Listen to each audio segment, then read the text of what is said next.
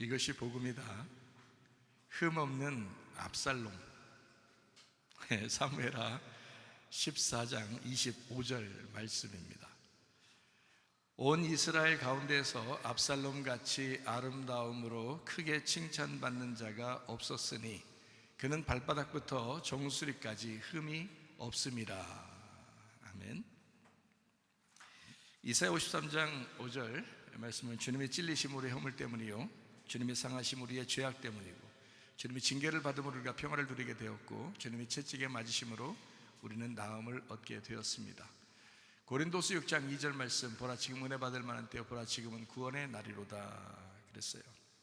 예수님 성령으로 잉태하시고 그리고 유월절 어린 양의 피로 이 땅에 오셔서 우리를 구원하셨습니다. 침례받으실 때에 안수받음으로써 모든 죄가 넘어갔고 또 예수님이 이제 십자가 못 박혀 돌아가시기까지 3년 반 동안 주님의 일, 아버지의 일을 충실히 하셨는데 그러기 전에 광야에서 3가지 시험을 받으셨습니다. 그리고 예수님은 다 승리하셨고요 3년 반 일하시고 그리고 십자가 못 박혀 돌아가시면서 모든 사망까지 끝내셨습니다. 그리고 이제 부활 승천하셔서 우리에게 성령으로 함께 하셔요. 성령으로 함께 하신다고 하는 것은 예수님이 치료자가 되시고 구원자가 되시고 우리 회복자가 되시는데 특별히 우리와 함께 하시는 임마누엘 하시는 하나님이시다라는 것을 강조하는 것입니다. 성령으로 우리와 함께 하신다라고 하는 임마누엘 되신 하나님. 우리는 물과 성령으로 거듭나야 되는 것처럼 우리가 다시 태어나야 된다는 겁니다. 땅에서 태어났으면 하늘에서 다시 태어나야 된다, 그런 말이고요. 고린도전서 1장 10절 말씀에 보니까 같은 말을 하고 같은 생각, 같은 마음을 갖고 그리고 같은 판단력을 가지고 우리가 살아야 되는데 그게 공동체고 그게 교회예요. 교회는 그렇게 하셔야 합니다. 그래서 이 생각에서 이탈하거나 또는 같은 마음에서 이탈하는, 또 같은 말씀이 아니고 다른 말씀이 들어왔다든지 뭐 이러면 공동체가 더 어렵죠. 그래서 같은 말씀을 듣고 같은 말씀 안에서 마음으로 하나가 되고 같은 판단력을 가져야 공동체가 됩니다.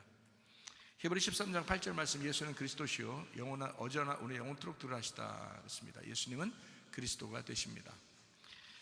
사도행전 4장 12절, 다른 이로서는 우리에게 구원받을 만한 이름을 주신 적이 없어서 예수 이름 외에는 구원자가 없어요. 그래서 예수님은 길이요 진리요 생명이 되신다 했으니까 예수님만 우리 길이 되시고 진리가 되시고 생명, 구원자가 되십니다. 갈라디아서 2장 20절 말씀, 내가 사는 것은 육체 가운데 사는 것은 내 믿음이 아니라 아버지의 아들 하나님의 아들의 믿음으로 살아가는 것이다 라고 했습니다. 요한에서 4장 8절 말씀, 하나님은 사랑이라 그랬고 4장 16절 말씀에도 하나님이 우리를 사랑하는 사랑을 우리가 알고 믿었다. 하나님은 사랑이라, 사랑이 모든 것의 완성이니까 성경에 사랑 안에 거하는 자는 하나님 안에 거하고 하나님도 그 안에 거하신다 이렇게 되어 있습니다.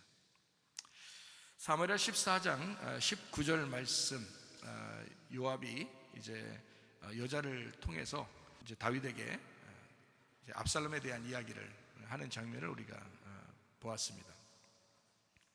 요압이 다윗의 약점을 알고 있었기 때문에 요압이 원하면 다윗은 끌려다닐 수밖에 없다, 이건 우리가 이야기했죠. 그래서 요압이라는 사람이 압살롬은 참 좋게 봤는가 봐요. 사람이 상당히 흠이 없고 온전한 사람처럼 보이니까, 또 율법적으로 선악간에 분별하는 사람이에요, 압살롬이요.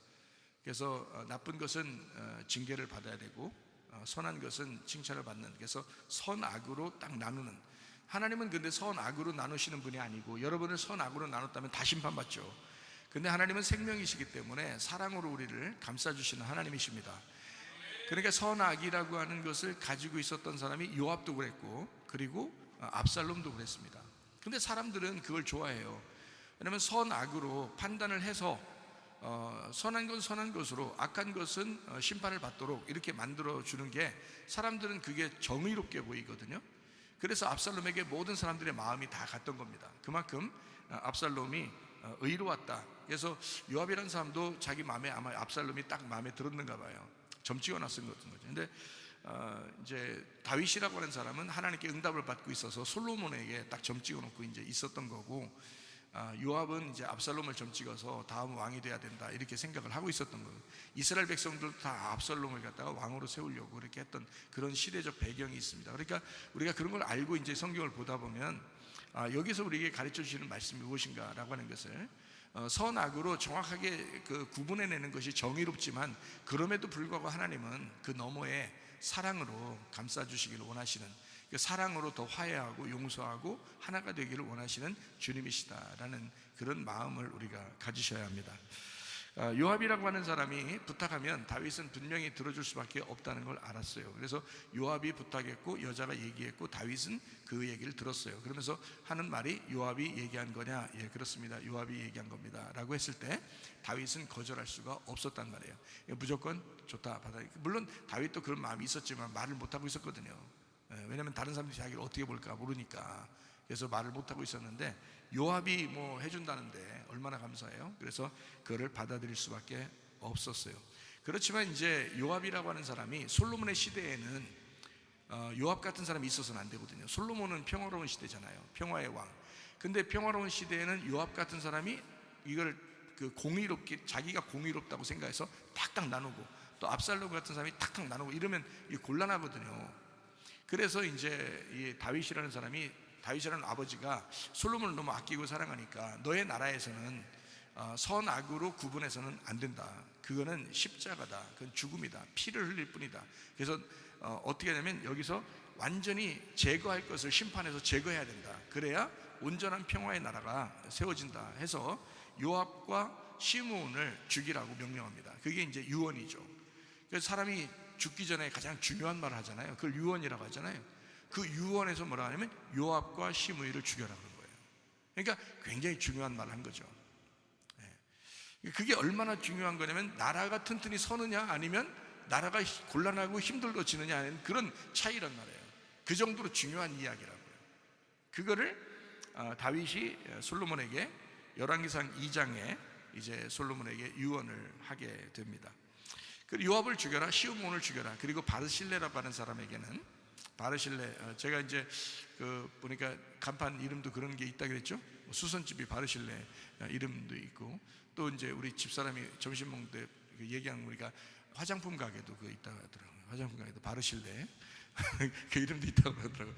어쨌든 참 좋은 이름이에요. 바르실레라는 이름이 좋아서 이렇게 칭찬받은 게 아니고 은총을 베풀어라 바르실레한테는. 왜냐하면 십자가를 지는 그 다윗의 마음에 너무 흡족하게 했다는 거죠. 다윗을 정말 잘해준 거예요. 그래서 다윗한테 한 거를 그대로, 솔로몬한테 한 건 아니죠. 다윗한테 한 건데 솔로몬한테 유언을 내립니다. 나한테 한 건데 네가 복을 내려줘라는 거예요, 이 바르실레. 그러니까 그 집안을 이렇게 좀 외면하지 마라. 나에게 이렇게 도움을 줬던 그런 바르실레를 늘 기억했으면 좋겠다는 그런 이야기를 하게 됩니다. 그러니까 우리도 지금 사는 것이 얼마나 중요한가. 앞으로의 인생에서 하나님께서 우리를 책임지실 때는, 우리 자손들을 책임질 때는 나의 어떠함을 보고 책임지시잖아요. 그러니까 얼마나 감사해요. 지금 여러분이 그렇게 사시는 것입니다. 요압과 시므이를 미워해서 죽이라고 했어요? 아니면 하나님의 어떤 의도를 가지고 그렇게 여기 성경책에 쓴 거라겠어요? 하나님의 의도를 가지고 이것을 쓴 겁니다. 그러니까 우리 마음 안에는 요압과 시므이 같은 마음이 있고요, 그리고 바르실레 같은 마음이 있단 말이에요. 그러니까 바르실레 같은 마음은 은총을 베풀어야 되고, 우리 마음에서 요압과 시므이 같은 마음은 제거해야 된다는 것입니다. 그것을 이제 우리에게 알려주죠. 그래야 솔로몬의 나라가 든든히 선다. 솔로몬의 나라가 든든히 선다. 솔로몬의 나라가 어떤 나라라고요? 솔로몬의 나라, 평화의 나라, 이게 되잖아요. 솔로몬의 나라가 든든히 서가, 평화의 나라가 든든히 서간다는 거죠. 그러니까 우리 마음이 평안하려면요, 요압과 시므이가 제거돼야 됩니다, 우리 속에서. 그리고 솔로몬 같이, 바르실레 같이 이렇게 사랑하는, 또 은총을 베푸는 그런 마음들이 우리 속에 있어야 합니다. 왜 그렇다고 했어요? 이사야 11장에 보니까 사자가 풀을 먹어야 되고 독사가 독이 빠져야 되는, 뱀이 독이 빠져야, 그래야 서로 하나가 되는, 어린아이와 같이 놀게 되고 사자가 다른 짐승들과 같이 놀게 되는 그런 시대, 그 천국, 그것이 오게 되려면 요압과 시므이가 빠져나가야 된다. 그런 독과 같은 그런 독 이빨이, 독이 있는 이빨이 빠져나가야 된다는 거예요. 그게 빠져야 서로 하나가 될 수 있다는 거죠. 여러분 속에도 그런 것을 다 빼버리시길 바랍니다. 이게 왜 그렇게 되면 자꾸 자기가 살아나서 그래요. 자기가 사니까 자기를 높이려고 하잖아요. 그러니까 자기를 높이려고 하니까 자기가 안 죽는 거야. 자기가 안 죽고 자기가 자꾸 높여지려고 하니까 하나가 안 되잖아요. 그러면 안 된다고. 그러니까 자기를 낮추고 자기를 죽이는 거야. 그 말은 뭐냐면 뱀의 독을 빼라 이거야. 독 이빨을 빼버리라 이거야. 예. 그리고 사자가 고기를 탐하는 그런 이빨을 빼버리라는 거예요. 그래서 풀을 먹도록 하고 그렇게 하라는 거예요. 그러면 서로 하나가 될 수 있다는 겁니다. 자기를 죽이면 됩니다. 그게 해결되는 거거든요. 그래서 열왕기상 2장에 46절의 말씀에 보니까 여호야다의 아들 브나야에게 명령하며 그가 나가서 시므이를 치니, 이제 요압은 먼저 죽었어요. 그리고 시므이를 치니까 그가 죽은지라 이에 나라가 솔로몬의 손에 견고하여졌다, 이렇게 되어 있습니다. 솔로몬의 나라가, 평화의 나라가 아주 견고하게 되었다, 이런 이야기입니다. 여러분 안에도 평화가 이루어져야 되겠죠. 기쁨이 있어야 되겠죠. 그게 천국인데 뭐 한 번 인생 사는데 왜 괴롭게 살려고 그러죠? 그렇지 않아도 괴로운 일들이 많은데, 세상 기죠? 힘들고 괴로운 일도 많은데 우리 마음은 좀 평안하시면 좋겠다, 이 말입니다. 다윗의 잘못을 까발리려고 했던 그 율법의 두 사람 즉결 심판당했다. 이게 요압과 시므이란 말입니다. 그리고 은혜로 덮어주려고 했던 그 바르실레, 그 사람은 축복을 받게 되었다. 그러니까 하나님도 기억하시는 겁니다. 다윗이 기억하는 그 사람을 하나님도 기억하는 거예요. 여러분, 저도 여러분에게 교회에 충성하는 사람들을 저도 기억합니다. 제가 기억하는 그 사람을 하나님은 기억하시지 않겠느냐 이거야. 하나님도 제가 기억하는 그 사람을 제가 기억해서 보상해 주면 얼마나 보상해 주겠어요. 그러나 하나님이 기억하시면 여러분에게 큰 보상이 있게 될 줄로 믿습니다. 그게 교회에 대한 사랑이에요. 교회를 사랑하는 거, 지금 그리스도의 몸된 교회를 사랑하는 것만큼 지금 중요한 게 어디 있어요? 지금 시대에 가장 중요한 거, 이것만큼은 놓치지 말아야 된다는 그런 얘기죠. 그래서 사무엘하 19장에 바르실레에게 이제 축복을 하는, 좋은 나무는 어떻게 한다고요? 좋은 열매를 맺게 되어 있다고요. 나쁜 나무는 어떻게 된다고요? 나쁜 열매를 맺게 되어 있다고요. 그 나무가 어떠하냐에 따라서 열매는 자동적으로 나오게 되어 있습니다. 은혜의 나무는 생명이라는 복된 좋은 소식의 열매를 맺게 되어 있고, 선악을 아는 지식의 나무는 율법의 열매를 맺게 되어 있습니다. 그래서 선악나무를 먹는 사람은 자기는 공의롭다고 생각하지만 그게 심판을 하게 된다는 거죠. 자기가 하나님도 아닌데 심판하게 된단 말이에요. 그걸 이제 마태복음 7장에서는 비판이라 이렇게 말한 겁니다. 비판하지 마라, 이렇게 한 거예요. 그건 하나님만 할 수 있으니까 비판하거나 판단하지 마라, 이게 심판이거든요. 그 심판하고 같은 단어입니다. 이게 비판하고 판단이라는 단어가 심판하고 같은 단어예요. 이거 하나님이 하시는 건데 왜 네가 하느냐 이거죠.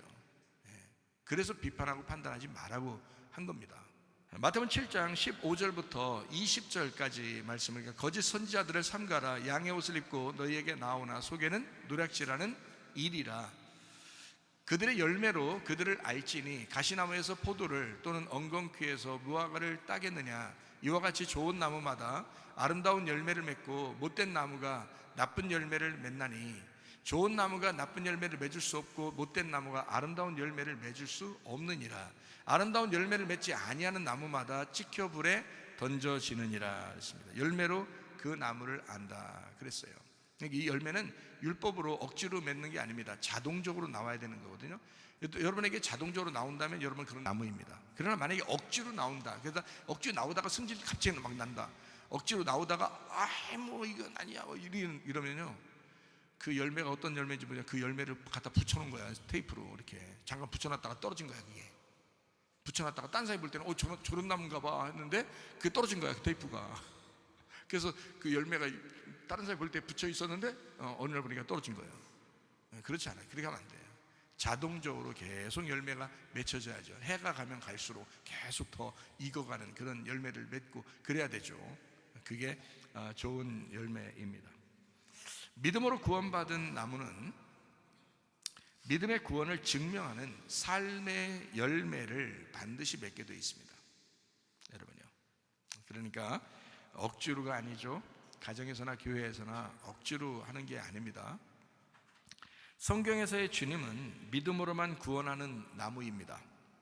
성경에서의 주님은요, 믿음으로만 구원받겠습니다. 근데 성경에서는 또 뭐라고 말하냐? 행함이 없는 믿음은 가짜다, 이렇게 말합니다. 그 행함이 없는 믿음, 그 행함이 뭐예요? 열매라는 것입니다. 그거는 자동적으로 나오는 것이었다 하는 거예요. 근데 그 자동적으로 나오는 게 아니었으면 너 나무가 잘못된 거였다 하는 거죠. 그 나무가 아니었던 거다, 이런 거죠. 네가 자동적으로 나오는 게 아니었다면 그 나무가 아니었던 거야 라는 말이에요. 행함이 없는 믿음은 그 믿음이 가짜였던 거야. 그 나무가 가짜였던 거죠. 그러니까 믿음이라는 나무, 예수님은 그거로만 구원을 받게 해줘요. 그런데 그 믿음이라는 나무가 분명히 너에게 있었다면, 진짜 믿음이었다면 너는 열매라는 행함으로 반드시 나타났어야 될 거다. 그 믿음이. 그렇죠? 그러니까 믿음으로 헌신하고 교회 봉사하고 하나님 앞에 선교하고 구제하고 예배하고 이러잖아요. 그게 다 믿음입니다. 그 믿음의 행함이 자동적으로 맺게 돼 있다. 왜냐하면 나무가 그런 나무니까. 억지로 붙여놓는 거 아닙니다. 자, 하늘의 뜻이 되시는 예수를 믿고 구원받게 하는 나무이기 때문에 땅에서, 교회에서 완성되도록 예수를 살아가라고 말씀하시는 겁니다. 그게 열매입니다. 그게 행함이라는 거죠. 자, 믿음이 있었냐? 너 진짜 믿음 있냐? 그러면 교회에서 행함으로 나타내라. 가정에서 행함으로 나타내라. 직장에서 행함으로 나타내라. 이거예요. 삶으로 나타나게 돼 있다. 예수를 알게 하는 나무는 예수를 전하게 돼 있거든요. 자, 빛을 안에 내가 품고 있으면 이 빛이 감추어질 수 있나요? 감춘다고? 그렇지 않아요. 이건 빛이라는 원래 용도가 밖으로 나가게 돼 있는 겁니다. 빛이라는 용도가. 그러니까 내가 빛을 품고 있었다면, 내가 예수를 진짜 알았다면, 내가 정말 믿음을 가지고 있었다면 그 믿음은, 그 예수님을 아는 것은, 그 빛은 반드시 나타나게 돼 있었다는 거죠. 가정에서나 직장에서나 교회에서나 여러분을 만나는 사람들이 그 빛을 발견하고 행복해지시기를 바랍니다. 그게 진짜 그리스도인이라는 거죠. 여러분의 남편이 아내 때문에 행복하고, 아내가 남편 때문에 행복하고, 부모 때문에 자녀가 행복하고, 자녀 때문에 부모가 행복하고, 성도 때문에 목사가 행복하고, 목사 때문에 성도가 행복한 그런 교회와 가정, 얼마나 아름답겠어요. 얼마나 기쁘겠냐고요. 그걸 천국이라고, 좋은 열매를 맺었다, 이렇게 너 진짜 좋은 나무였구나, 이거를 알게 된다는 거죠. 직장도 알바 가가지고 사장님한테 얼마나 착하게 잘했으면, 성실하게 얼마나 잘했으면 사장이 와가지고 자기 여기 교회 다니겠다고 이렇게 왔잖아요. 참 대단한 강사. 오늘도 식사하면서 얘기하자, 저한테. 얘가요, 다른 건 몰라도 참 성실합니다, 이러더라고요. 나도 한마디 했죠. 교회에서 얘한테 못 시키면 믿을만 하더라, 이렇게 했죠. 어떨 때 제가 많이 혼냈거든요. 그래서 이제 그때는 그 말을 못 하죠. 안 하고 교회에서 뭐 시키면 내가 믿을만 하더라. 그래서 아, 그렇죠. 그럴 거예요, 뭐 이러더라고요. 좋은 것만 봐가지고. 자, 어쨌든 자기가 빛을 나타낸 거예요, 직장에서. 그죠? 가정에서 빛을 나타내면 가정의 남편이나 아내가 예수 안 믿을 수 있겠나요? 다 오겠죠? 그리고 자녀들한테도 마찬가지겠죠? 부모에게도 마찬가지겠죠? 빛을 나타내는 겁니다. 교회 와서 빛을 나타내 서로 빛이 하나가 되죠. 그러니까 빛이 조금 있었는데, 이쪽 빛이 조금 있었는데 합해지면 어떻게 해요? 빛이 커지죠. 그 사랑이 커지는 거예요. 기쁨이 커지는 거예요. 기쁨 2배, 뭐 이런 얘기죠. 그렇게 되면 얼마나 감사하겠어요. 진리의 나무인 예수 그리스도. 진리의 나무니까, 예수님이 나무가 진리나무잖아요, 그죠? 진리의 나무. 성령님도 진리의 성령이라고 그러잖아요. 그럼 진리의 나무니까 뭐를 맺히겠어요? 뭐를 주시려고 하겠어요? 진리의 나무니까 뭘 주시겠어요? 자유를 주는 거죠. 진리를 알면 자유를 준다겠잖아. 그러니까 주님은 우리를, 당신이 진리시니까 우리에게 항상 자유롭게 하려고 그러는 거예요. 억지로 하라는 게 아니에요. 교회 오면은 어떤 사람은 뭐 억지로 하는데, 그렇게 하지 말고 자유롭게 하셔야 돼. 자기 속에서 스스로 할 수 있어야 되는 거예요. 스스로 헌신하고 스스로 봉사하고, 그건지 아닌지 확인해야 돼, 자꾸. 나무가 진리의 나무면 반드시 열매는 자유롭게 나타나게 돼 있잖아요. 그죠? 억압이 아니라 자유롭게. 제가 예수님을 회개하기 전에 옛날에는 막 굉장히 예수님한테 잘 보이려고 했어요. 저도 열심히 해서 정말 잘 보이려고 또 해봤어요. 물론 죄도 많이 졌지만 이게 굉장히 잘해보려고도 했어요. 그런데요, 회개하고 은혜 받고 나니까 좀 자연스러운 거예요. 좀 자유스럽고 편한 거예요. 그냥 그 안에 살으려고 하니까, 그 품 안에 살으려고 하니까 기쁘더라고요. 그냥 행복하고 자유롭고 스스로 할 수 있겠더라, 이 말입니다. 그러니까 진리의 나무는 반드시 자유라는 열매를 우리에게 제공하시요. 그래서 자유가 구원입니다, 여러분. 그러니까 구원받으면 반드시 자유로워야 돼요. 자유롭지 못하고 억압당했다, 이거 구원받은 거 아닙니다. 그 아직 율법에 있는 거잖아요. 율법에서 해방시켜 주려고 구원하려고 했는데 율법에 매여 있으면 그게 구원이에요? 그건 아니죠, 그죠? 그래서 율법에서 해방된 자유가 있는 구원을 받았다는 거예요. 진리에 남으니까 우리를 자유케 하고 구원을 주신다. 그런 진리의 자유는 우리를 율법에서 해방할 뿐만 아니라 영혼의 구원을 받게 한다는 거죠. 그리고 하나님의 사랑받는 아들이 되어서 살아가게 합니다. 그러니까 종으로 살아가는 게 아니에요. 저도 옛날에는 종으로 살 뻔했어요. 근데 은혜 받고서 제가 하나님의 아들로 살아가는구나 라는 것을 알게 돼서 아버지가 아들한테 어떻게 하는가를 이제 잘 생각하게 되고요.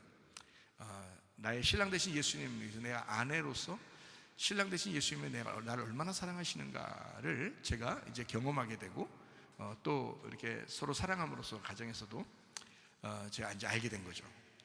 이런 행복함이구나, 이런 자유로운 거구나, 이런 사랑이구나, 이거를 알게 된 거죠. 그래서 진리의 나무는 자유를 가져오고 그 자유는 구원을 가져온다.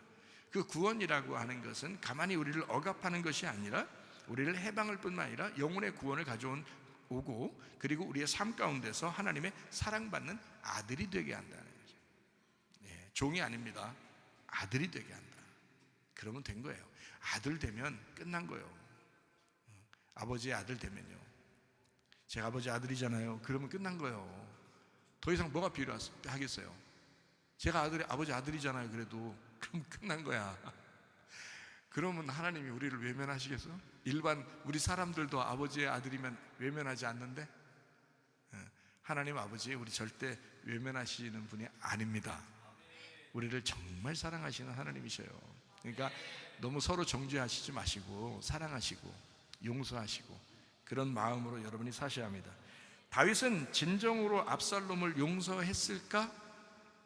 어때요? 여러분 생각할 때 다윗은 압살롬을 진정으로 용서했을까? 아버지 아들이니까 용서했을까? 그러니까 네, 용서했겠다라고 그냥 자기 속내를 얘기한 거죠. 용서하죠. 아버지니까 아들을 용서하죠. 근데 또 다른 아들은 죽었네요. 그렇죠? 또 다른 아들은 죽었어요. 압살롬이 죽여가지고 죽었어요. 어쨌든 압살롬을 그러면 용서했어요. 그리고 이제 그 정도까지 이제 용서할 만하다. 근데 아버지를 반역해서 아버지 왕을 쫓아내가지고요. 그것도 아버지 죽인다고 쫓아와요. 자, 여기서 이제 용서가 될까 안 될까요? 여기서는 좀 생각해 봐야 되겠죠. 여러분 아들이 아버지 죽인다고 쫓아오는데 이거 용서해야 돼 말아야 돼 진짜 이거. 진짜 쌍싸대기 때려가지고 정신 번쩍 차리게 해야 되는데 이게 그러질 못했어요. 맨발로 도망갔다니까요, 다윗이. 이게 너무 무서운 일이 벌어진 거예요. 정말 싸가지 없는 일이 벌어진 거예요. 그거 어떻게 해야 돼 이걸? 자, 아버지가 압살롬을 용서했을까? 자, 이런 관계 아시죠? 애증의 관계다. 이런 얘기 아시죠? 애증의 관계. 어떻게 할 수도 없는, 사랑할 수도 미워할 수도 없는 관계. 그리고 사랑하기도 하지만 미워하죠. 미워하지만 그래도 사랑해야 하는 그런 그 관계. 이거를 무슨 관계라 그러면 애증의 관계라 그러거든요. 애증의 관계. 사랑도 하고 증오도 하는 그런 관계. 이게 이제 압살롬하고 아버지 다윗과의 관계였습니다. 애증의 관계. 여러분 가족들 있죠. 그리고 교회 사람들 있죠. 가까워요, 안 가까워요? 가깝죠. 가족들, 형제들끼리나 부모 자식 간에도 문제가 생기고 시어머니와 며느리 이런 관계 있잖아요. 자, 시어머니와 며느리 관계가 딱 틀어지면 기분이 참 진짜 더러워요, 안 더러워요? 기분이 더럽습니다. 근데 그렇게 됐을 때 여러분 어때요? 이거 그냥 떨쳐버리고 그냥 완전히 그냥 인간관계 완전히 다 끊어버려요? 아니면은 그래도 명절 때 찾아가야 돼요? 그래도 명절 때 찾아가셔야 되거든요. 자, 이럴 때 며느리가 미워 죽겠는데, 시어머니가 미워 죽겠는데, 그래서 시어머니가 너무 미워가지고 시금치도 안 먹고 그러는데, 시편도 잘 안 읽고 이러는데, 그렇게 미워 죽겠는데 그래도 찾아가야 되는 그 관계, 이런 걸 어떤 관계라? 애증의 관계라. 자기랑 똑 닮은 아들이 났어요. 자기랑 똑 닮은 딸이 났어요. 근데 말썽 엄청 펴. 근데 사랑은 해야 돼. 내가 너 때문에 인생을 망쳤다. 이랬을 때 애증의 관계라 그러죠. 사랑은 해줘야 되는데 미워도 하는 거예요. 미워도 하는데 사랑도 하는 거예요. 이게 애증의 관계라, 이런 얘기예요. 압살롬과 다윗의 관계가 바로 그런 관계였습니다. 이거는 쉬운 관계가 아니죠. 가까운 관계일수록 그런 관계가 나타나는 거예요. 어떻게 할 수가 없는 관계, 그거를 가족 관계에서나 교회 식구들 관계, 이런 관계들이 많습니다. 가까우니까 그런 관계들이 있는 거예요. 멀리 있으면요 아예 끊어버리고 말아요. 얘기 안 하면 돼. 그냥 안 만나면 돼. 근데 매주 만나야 돼. 매일 봐야 돼. 이러면요 진짜 이게 속에서 쉽지 않아요. 그게. 자, 진정한 용서할 수 있습니다. 진정한 용서는 하나됨입니다. 하나 됐을 때 진정한 용서가 됐다, 이렇게 보는 것입니다. 자기를 포기하면 가능하다 그랬죠. 성경은 끊임없이 우리에게 말씀합니다. 누가복음 9장 23절 말씀이요, 자기를 부인하고 자기 십자가를 지고 주님을 따르라, 이렇게 했습니다. 이거 매번 얘기해도 이게 잊어버려요. 잘 잊어버린다고요. 잘 잊어버린 사람 있어요. 그 사람 나이 먹을 때 조심하세요. 그러니까 이런 거 잊지 마세요. 한번 얘기하면 잊어버리지 말라고. 자기를 부인하고 십자가를 지고 주님 따라가라고요. 그냥 그렇게 할 마음만 가지면 다 그냥 그래 나 이거 어떻게든지 해결해야지 라는 그런 마음을 자꾸 갖게 된다고요. 자, 바울처럼 이렇게 한번 여러분이 고백하면 어떻겠습니까? 고린도전서 15장 31절 말씀이요, 나는 날마다 죽노라. 이거 바울의 고백이거든요. 여러분과 저의 고백 되길 바랍니다. 나는 날마다 죽노라. 죽으면 끝나는 거야. 죽으면 끝나는 거야. 그러면 가능한 거예요. 용서할 수 있습니다. 근데 죽지 않아서 그런 겁니다. 죽으면 다 용서할 수 있어요. 그렇잖아요. 자, 우리도 깊이 용서받아 사는 사람들입니다. 잘 생각해 보세요. 우리도요 용서하며 살아가야 합니다. 사랑하며 살아가야 합니다. 왜냐하면 우리도 사랑받았고 우리도 용서받은 사람들이기 때문에 그렇습니다. 자, 로마서 5장 10절 말씀이요, 곧 우리가 원수 되었을 때에, 이미 죄인이었고 원수 되었을 때에, 지옥 갈 수밖에 없을 때에 그의 아들의 죽으심으로 말미암아 하나님과 화목하게 되었은즉 화목된 자로서는 더욱 그의 살아나심으로 말미암아 구원을 받을 것이다. 날마다 새로워져야 된다. 우리가 원수 되었었던 사람들이었기 때문에 그렇습니다. 전적으로 예수 그리스도의 은혜 때문에 구원받은 사람들이거든요. 그러니까 용서하지 못할 사람 없고 사랑하지 못할 사람 없습니다. 자, 서로 원수 됐던 사람들이 있습니다. 마태복음 10장 36절 말씀이요, 사람의 원수가 자기 집안 식구리라. 그러니까 식구들끼리 싸우면 이게 쉽지 않다는 얘기예요. 성경에서도 이게 나타나는 거야. 이게 다른 사람 같으면 안 만나면 끝나, 상대 안 하면 끝나요. 근데 이거 이런 거 상대 안 할 수도 없고 이거 진짜 껄끄럽고, 이게 가장 가까운 사람들이 그렇거든요. 그러니까 사람의 원수가 자기 집안 식구리라라고 이렇게 말한 것은 무슨 말이에요? 뭐 때문에 이렇게 말한 거예요? 사람의 원수가 자기 집안 식구리라, 바로 너다 이 말이야. 네 원수는 너야 이 말이에요. 네 자기 집안 식구잖아. 네 집안이 뭔데? 네 집안이 너야. 그러니까 너의 원수는 너야 이 말이에요. 자, 주님 안에서 주님과 서로 이웃이 되었다. 자, 이웃은 누구라고요? 예수님입니다. 자, 집안 식구는 누구라고요? 나라고요. 이웃은 누구라고요? 예수님이라고요. 내 이웃이 와가지고 나를 위해 죽으신 거야. 자, 누가복음 10장에 36, 37절 말씀 봅니다. 네 생각에는 이 세 사람 중에 누가 강도 만난 자의 이웃이 되겠느냐? 이르되 자비를 베푼 자니이다. 예수께서 이르시되 가서 너도 이와 같이 하라 하시니라. 이웃됐잖아요. 이웃된 사람, 예수님. 예수님처럼 살아라 그 말이에요. 그래서 율법의 완성은 이웃사랑이라는 거예요. 그게 로마서 13장 10절에 말씀하는 겁니다. 사랑은 율법의 완성이라는 거예요. 그러니까 제가 설교 시간마다 계속 사랑하라, 사랑 타령 많이 하죠. 사랑 타령 진짜. 이게 주님이 사랑 타령 하셨기 때문에 그래요. 성경이 사랑 타령하는 책이기 때문에 그렇습니다. 사랑 내 사랑아, 이게 성경책이에요. 이게. 그래서 율법의 완성이다. 이웃사랑이 율법의 완성이다. 누구를 사랑하는 얘기예요? 예수님을 사랑하면 율법이 완성되는 것이다 이 말이거든요. 그러면 예수님을 사랑한다는 말은 뭐예요? 내 남편도, 내 아내도, 내 부모도, 내 자녀도, 옆집 사람도 나의 이웃, 내 예수님이란 얘기야. 그러니까 예수님을 사랑하게 되면, 그를 예수님처럼 주님께 대하듯 예수님을 사랑하는 마음으로 그렇게 사랑하게 되면 너는 율법을 완성한 거다. 너는 율법을 완성한다. 그 율법 완성한다는 말이 다른 말로 뭐예요? 너 율법 안에서 죽은 거라는 거죠. 율법 안에서 죽었다면 예수님을 따라가는 사람이죠.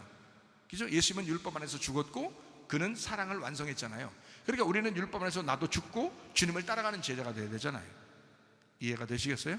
네. 그러니까 율법을 완성하는 건 나의 죽음입니다. 나의 죽음은 나의 십자가를 지는 것이다. 그것이 진정한 이웃사랑이다. 그것은 율법의 완성이 되는 거다. 참 놀라운 것입니다. 율법이 복음의 은혜로 하나 되어야 합니다. 선악과가 생명나무로 바뀌어야 합니다. 구약의 말씀 속에서 예수 그리스도의 생명이 발견되어야 합니다. 요한복음 13장 34절 말씀, 서로 사랑하라. 새 계명을 주노니 너희가 서로 사랑하라. 요한일서 4장 8절 말씀, 하나님은 사랑이라. 요한일서 4장 21절 말씀, 우리가 이 계명을 주께 받았느니 하나님을 사랑하는 자는 또한 그 형제를 사랑할지니라. 그래서 서로 하나 되라. 이것이 율법의 완성이다. 이게 성경이야. 너희들 성경 말씀 들으려고 하지, 성경 말씀 듣는 거 핵심은 그거야. 사랑이야. 이거예요. 하나님은 모든 것을 사랑으로 감싸십니다. 모든 걸 사랑으로 바꾸어서 우리에게 말씀하십니다. 이것을 발견하는 거예요. 우리가 하나님 말씀은 그렇습니다. 자, 그래서 이제 오늘 이 말씀을 다시 한번 정리하고 마치겠는데요, 사무엘하 14장 25절 말씀이요, 흠없는 압살롬이 나오죠. 여기 보니까 발바닥부터 정수리까지 흠이 없었대.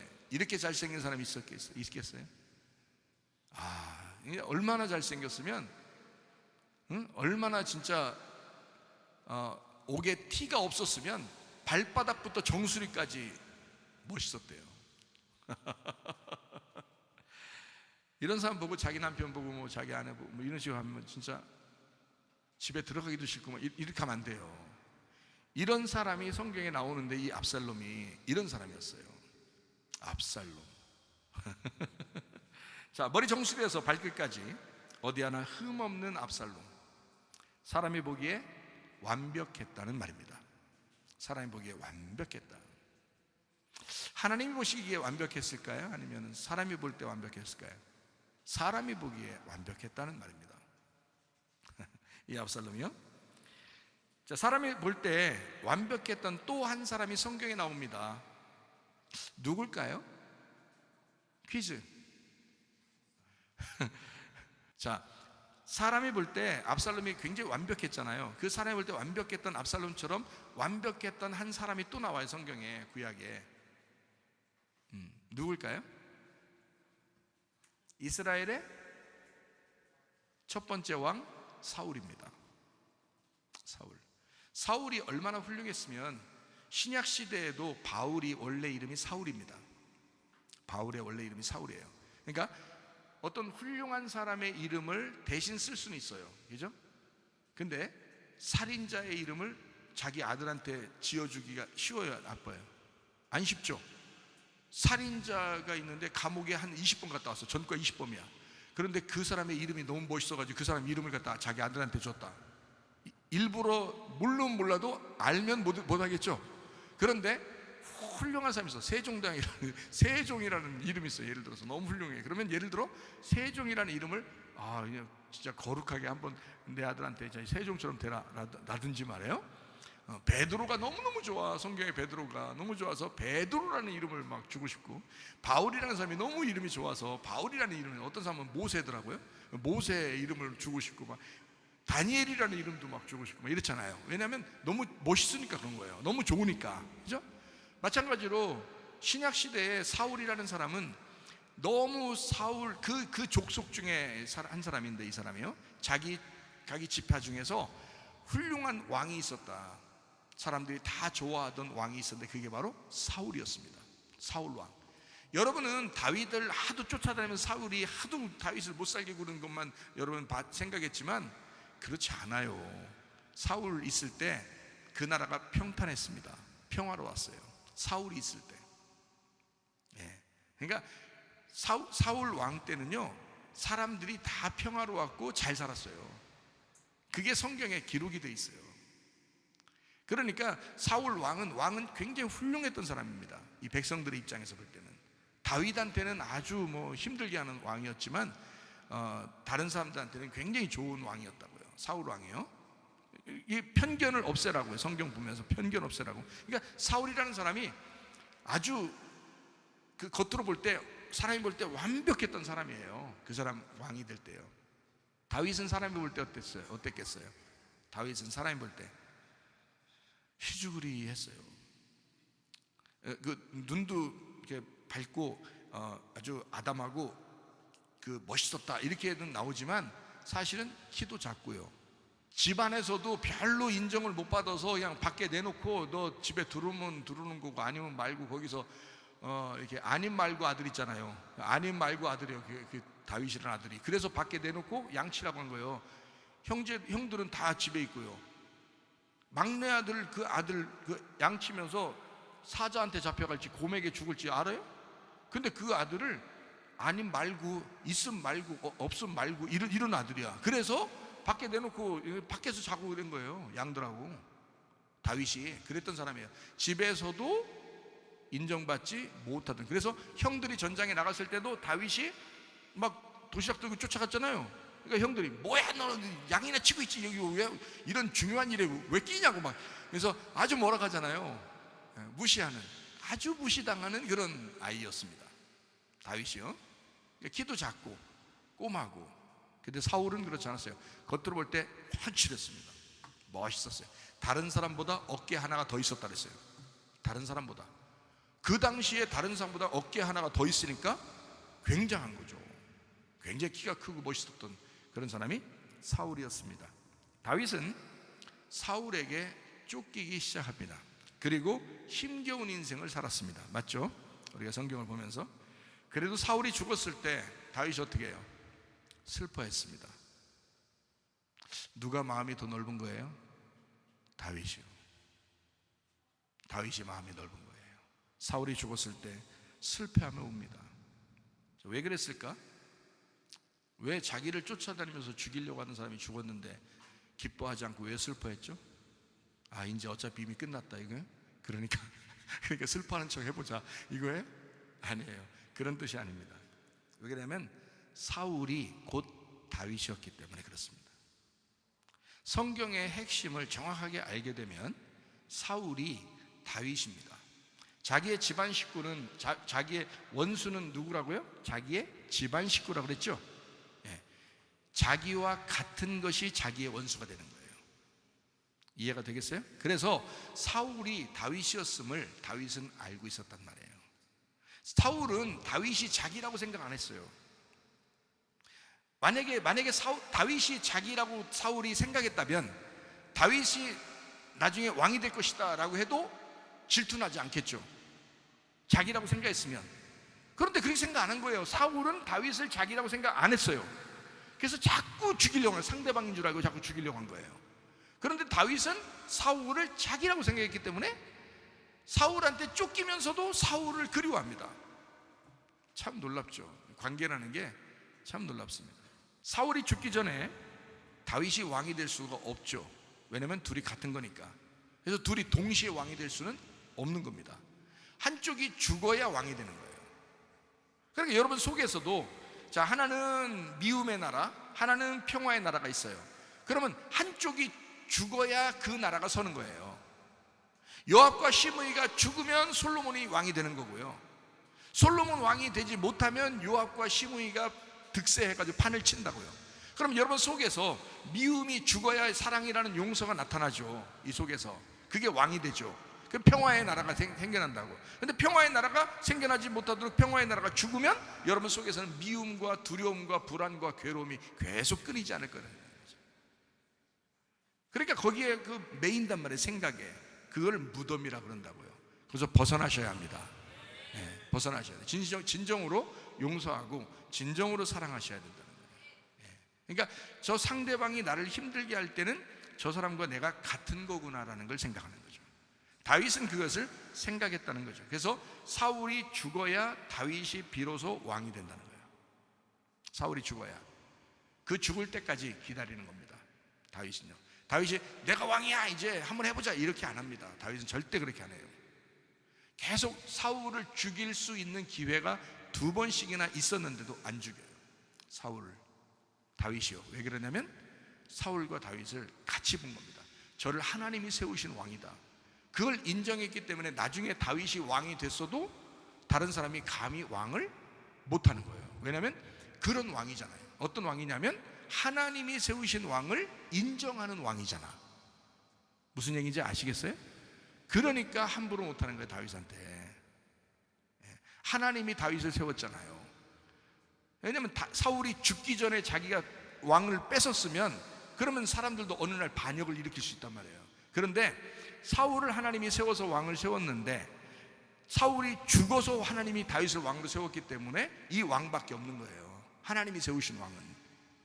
그러니까 튼튼하죠, 그 나라가. 그렇게 되는 것입니다. 그러니까 원리가 아주 간단해요. 1대 왕이 죽으면 2대 왕이 등극하는 겁니다. 첫째 아담이 둘째 아담으로 와서 죽으면 영원한 왕이 돼서 마지막 왕이 된다, 이렇게 마지막 아담이 된다라고 하는 그 원리와 똑같습니다. 마찬가지 일이 여기 압살롬에게도 일어납니다.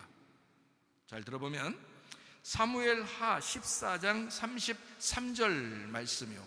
요압이 왕께 나아가서 그에게 아뢰매 왕이 압살롬을 부르니 그가 왕께 나아가 그 앞에서 얼굴을 땅에 대어 그에게 절하매 왕이 압살롬과 입을 맞추니라. 압살롬이 형제의 난을 일으켜서 다른 형제 죽였는데 다윗이 압살롬과 다시 화해했다는 장면입니다. 자, 애증의 관계지만 그래도 사랑한다는 말입니다. 아들이니까. 그죠? 그리고 압살롬이 죽었을 때 비통하여 웁니다. 사무엘하 18장 33절 말씀입니다. 왕의 마음이 심히 아파 문 위층으로 올라가서 우니라. 그가 올라갈 때에 말하기를 내 아들 압살롬아, 내 아들 압살롬아, 차라리 내가 너를 대신하여 죽었다면. 지금 압살롬한테 쫓겼었잖아요. 그러니까 압살롬 대신에 자기가 죽었다면 압살롬 내 아들아, 내 아들아 하였더라. 이게 아버지 마음이라. 이게 아버지의 마음이라.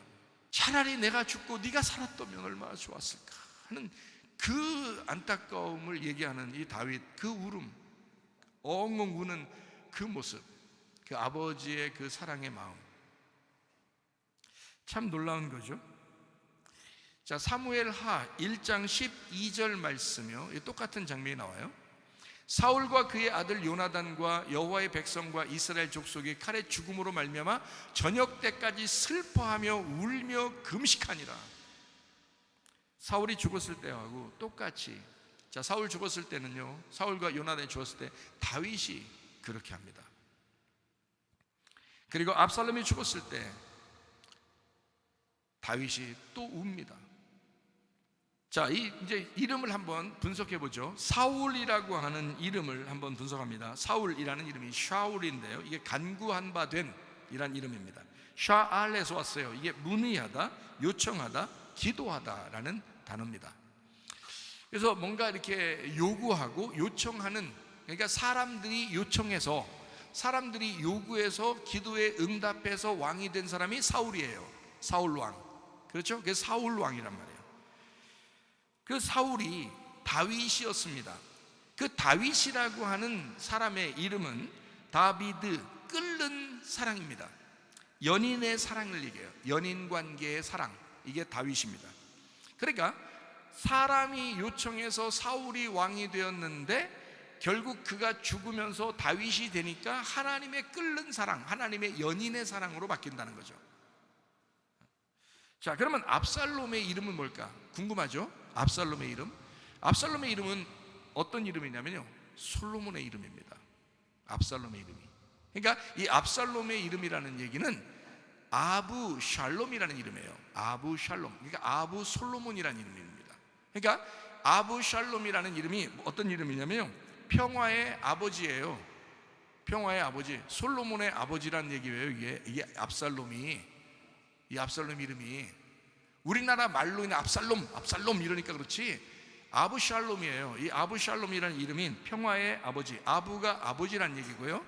그리고 샬롬이라는 말이요, 안전하다, 안녕, 평안하다, 완전하다, 이런 이름입니다. 그게 압살롬의 이름이에요. 그러면 여러분, 압살롬의 이름을 간단히 우리가 생각해 보니까 어때요? 누구 같아요?